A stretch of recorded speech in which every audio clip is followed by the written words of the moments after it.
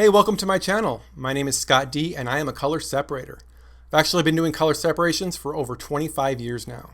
The first job I got as a color separator was back in 1996. They were still cutting rubylith, trying to find a way to improve their separations by moving to a digital format.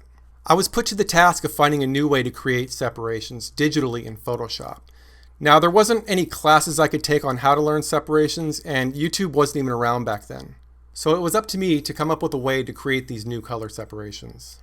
I started exploring the different features of Photoshop and discovered a new way to do color separations that actually worked. Through trial and error over 25 years, I've developed my own method of simulated process separations. Let me share with you some of the things I've learned in the art of color separation for screen printing.